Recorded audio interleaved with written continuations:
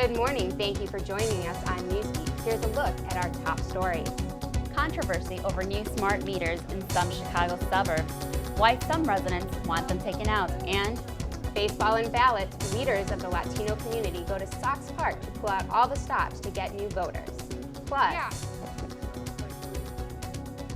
I'm Charles Jefferson here on 95th and Western, where a deadly hit-and-run accident occurred here over the weekend.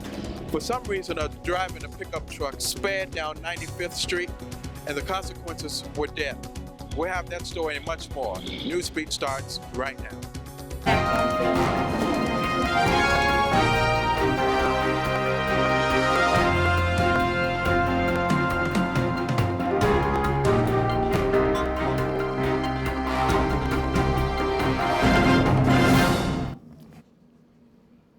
Good morning. Today is October 7th, 2014. I'm Jessica Lang. And I'm Priscilla Lopez. Welcome to Newsbeat. One of the busiest intersections in the Chicago area turned into one of the deadliest over the weekend. 3 people are dead and nearly a dozen more are recovering after a pickup truck went on a high-speed teardown a busy street in Oak Lawn, crashing into several cars. Newsbeat's Charles Jefferson has the story. Everybody okay? Mangled, twisted, and cars flipped over like toys. This is what the scene at 95th and Cicero looked like seconds after the deadly accident. 3 people were killed when a speeding pickup truck ran a red light and struck several cars stopped in the opposite lanes at 95th and Cicero in Oak Lawn on Sunday. 11 people in cars and standing at the curb were also injured. They were taken to Advocate Medical Center and other nearby hospitals. People who work nearby say this intersection is busy day and night. You got traffic coming east, west, north, and south all day long. It's really not a slow period throughout the day that you could say is a better time or this time is better. It ain't happening. It's very busy here 24/7. I had no idea. I thought there was a cop that was shot that was going to the ER down Christ. They were blocking everything off. But then when we saw it, there was just a bunch of police cars in the intersection and debris everywhere. Police have identified all 3 of the fatalities. 2 were nuns, and the third, the driver of the pickup truck, he is 81-year-old Edward Carthens. Now Chicago, Oak Lawn, and Evergreen police are teaming up to find out exactly what led up to this deadly crash. I'm Charles Jefferson, reporting for Newsbeat. Authorities are waiting on toxicology reports to determine if alcohol was a factor or if the pickup driver had a medical condition that caused the deadly crash. A 15 is in jail, charged with killing a 17-year-old boy and wounding a teenage girl. Maxwell Gadu was gunned down the night of September 28th. It happened in the 9200 block of Kenville Avenue in Skokie. The 17-year-old girl suffered a gunshot wound in the face and remains hospitalized on a respirator. 4 other teens are charged with first-degree murder, attempted murder, and robbery. A Bolingbrook teen is accused of trying to join ISIS will appear in federal court again on Thursday. 19-year-old Mohammed Khan was arrested Saturday afternoon at O'Hare International Airport while trying to board a flight to Turkey. Yesterday, prosecutors said in court FBI agents found Khan's notebook, which had drawings of an armed fighter and the words, "Come to Jihad."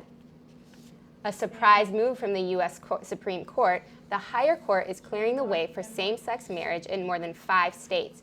This comes one day after the Supreme Court made a big decision. It refused to hear appeals from lower courts seeking to keep their ban on same-sex marriage.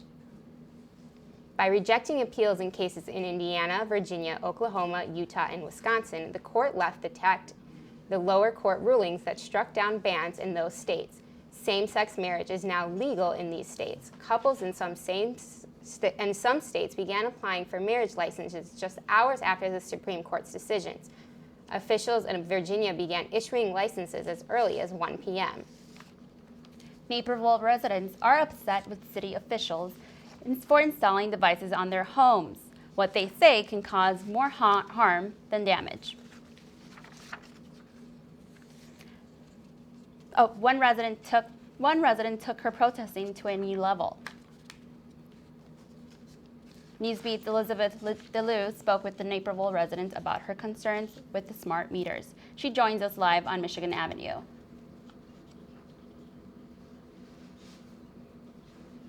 Homes all over the country, and this is leaving some residents very upset.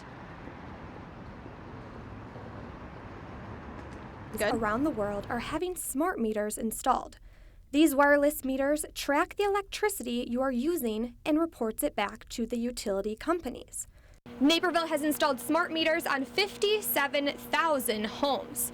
While officials say this makes the electric system more efficient, the Naperville Smart Meter Awareness Group and groups around the country think otherwise. So what are the problems? According to activists in smart meter awareness groups around the world, not only do people see an increase in their bills after the installation of the meters are also an invasion of privacy that has many damaging effects on not only the environment, but also on your health. Naperville resident and smart meter activist Kim Bendis was arrested in January of 2013 after resisting the installment of a smart meter. She went to trial last week and was found not guilty. She broke into tears after the verdict was read. I'm Elizabeth DeLue. Back to you guys in the newsroom. Thanks, Elizabeth. Chicago Teachers Union president and potential mayoral candidate Karen Lewis is recovering this morning after she was admitted to the hospital Sunday night. A CTU spokesperson would only say Lewis is being evaluated. Eyes remain on Lewis, an outspoken opponent of Mayor Emanuel, as she decides whether or not to launch her own mayoral campaign. Just last month, she pulled $40,000 of her own money to put towards her political fund. Election day is around the corner with just 4 weeks to go, but some are speculating Latinos won't be hitting the polls. Despite being the largest ethnic group in the state, there are hundreds of thousands of Latinos not voting.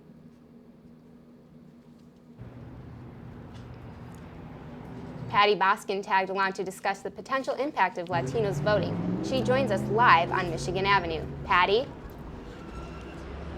That's right, guys. Midterm elections are just around the corner, and Latino organizations are racing against the clock to register 5,000 voters before deadline today. Many Latinos came out to celebrate Hispanic Heritage Night at the Cell with music, carne asada, and registering to vote for the upcoming midterm elections. Well, we're talking to people throughout the greater metropolitan area, going to high schools, events, parades, and their vote matters, their voice matters. If we're not participating in the process, then the process moves on without us. The Latino Policy Forum and their Voto por Voto campaign is seeking out to register some of the 350,000 Latinos there are in Illinois that are not registered to vote. My parents didn't talk to me a lot about voting, and now that I'm older and I have my kids and I want them to speak up and be heard. I think we need to step up and vote. We need these votes for the Latin community so we can be counted for.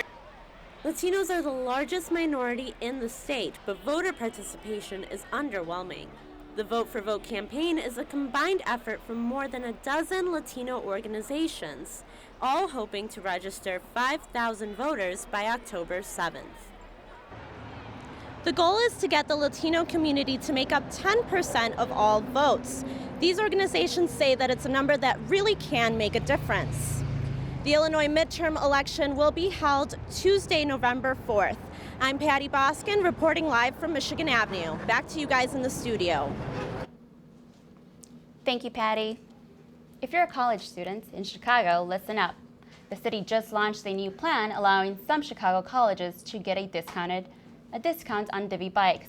It's a one-year membership for $55 instead of the regular price, $75.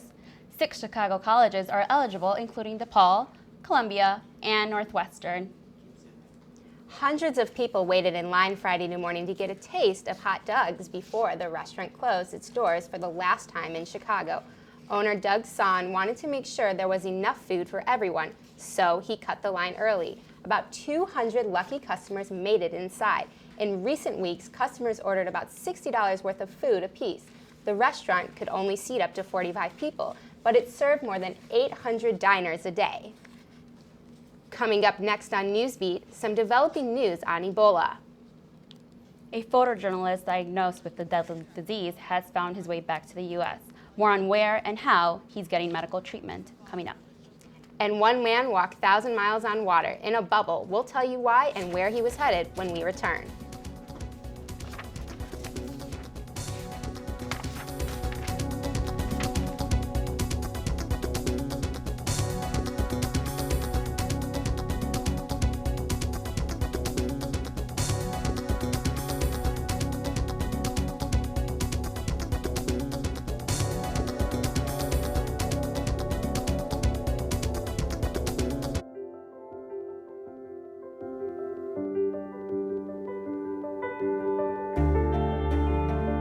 body language.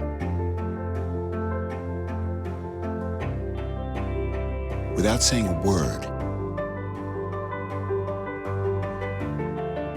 it can tell you so much.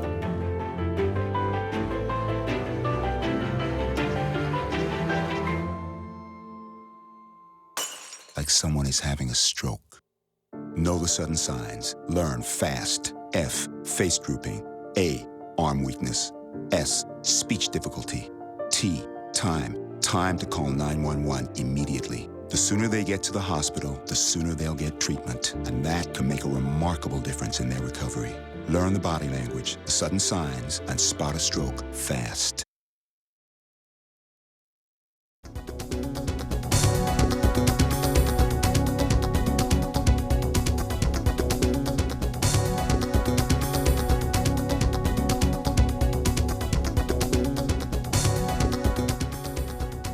Developing right now, an NBC photographer is the 5th American affected by Ebola. He arrived in the U.S. yesterday. This is the airplane that flew the cameraman from Liberia to Nebraska yesterday morning. Al-Shuka Mukpo contracted the Ebola virus while working in Liberia. He will be isolated and treated at the hospital in Omaha.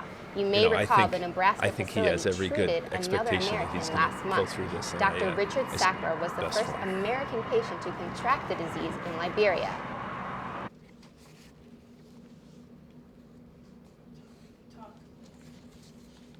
Dr. Richard Sacra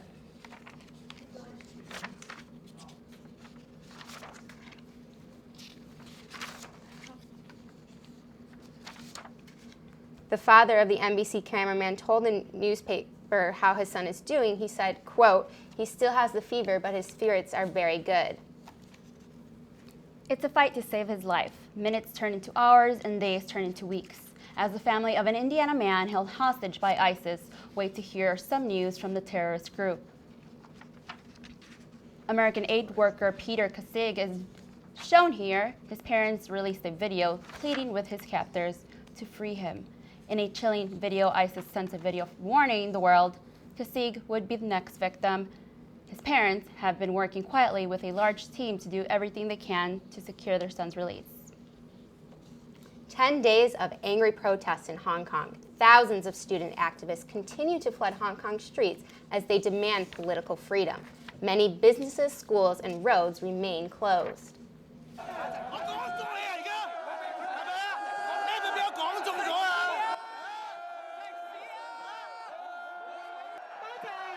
Barricades to contain the crowd. Dozens of demonstrators have been arrested and 11 people have been injured. Although the number of protesters has dwindled, their presence remains strong. Just last night, the government agreed to talk with the students in an effort to ease tensions. Protesters removed barricades around the city government building, allowing 3,000 civil servants to return to work. Analysts say not to expect any real headway to be made for a while. A reality check for these reality stars. Find out how long they'll be behind bars. There's something in the sky in Colorado. Can it be aliens? That story next. Real Housewives of New Jersey stars Teresa and Joe Giudice are heading to prison for multiple fraud charges. A federal judge sentenced Joey Giudice to 41 months in prison and his wife to 15 months. The couple pleaded guilty in March to hiding assets from bankruptcy protection court and submitting phony loan applications to obtain about $5 million in mortgages and construction loans. The sentences will be staggered to provide child care. Teresa will serve her sentence first, starting January 5th, and Joe will serve after. After Joe Giudice is done with his prison sentence, he could be deported to Italy. What happens when you try to defy nature and run on water? As one man found out, it turns into a search and rescue mission. This video from the Coast Guard, they had to rescue the man inside the boatable off the coast of Florida on Saturday. He was just 3 days and 70 miles into his 3,000-mile journey around the Bermuda Triangle. Initially, he declined a rescue attempt on Thursday, saying he had practiced for 2 years. Can there be life on other planets? Witnesses also said that the objects seemed to change shape from triangular to horizontal. A similar incident was reported from the Salt Lake City area last Thursday. A UFO was sighted in the sky in Colorado, and multiple people reported seeing three shiny objects. Speaking of sightings in the sky, I hope we see the sun this week. Definitely. Let's see what we have this week for weather, Charles. Yep, you know what? We live and we learn. All right, yeah. So weather this week, the temperatures are going to be warmer, high in the 60s. We will see a little bit of rain, but that's going to be to the south of us, so we don't have too much to worry about. As for the rest of you, let's go ahead and look outside to Buckingham Fountain, I believe. And it is what it is. It's sunny. It's a nice day to go out and walk. So if you haven't been outside yet, I encourage you to go outside, take a walk around, and enjoy this nice weather while you can. Let's go ahead and look at the current temps right now. Temperature right now is 62 degrees with humidity at 41%, and it's about partly cloudy. If we go ahead and take a look at the area temps right now, Midway is at 57. O'Hare, you guys are at 56 degrees. Aurora, you guys are at 57 degrees. Lansing, 57. And good morning, Waukegan, you guys are also at 57 degrees. Now, tonight, they're going to be partly cloudy skies.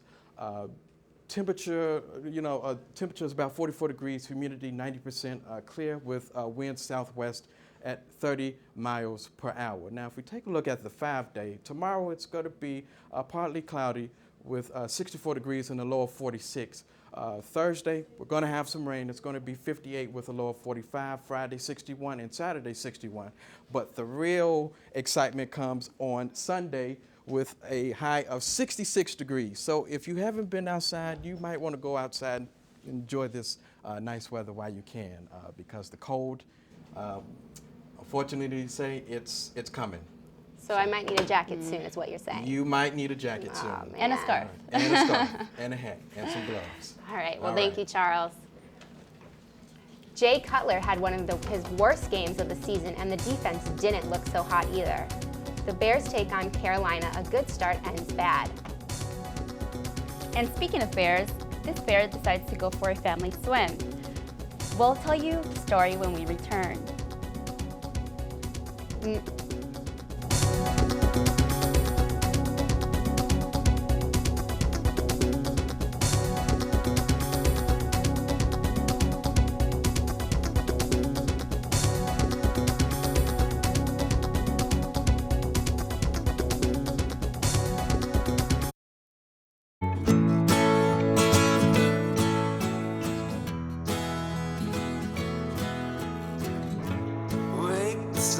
Tell him that I've begun to dream of things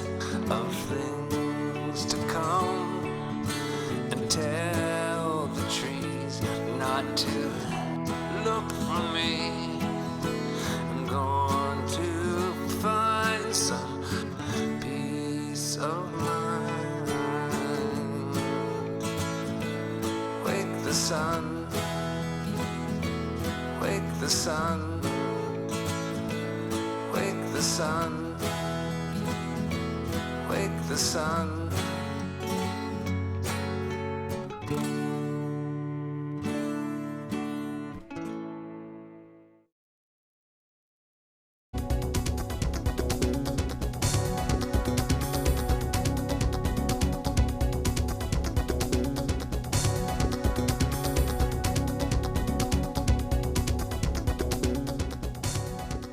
Newsbeat's Ashley Richardson is here to tell us what happened this weekend in sports. Ashley?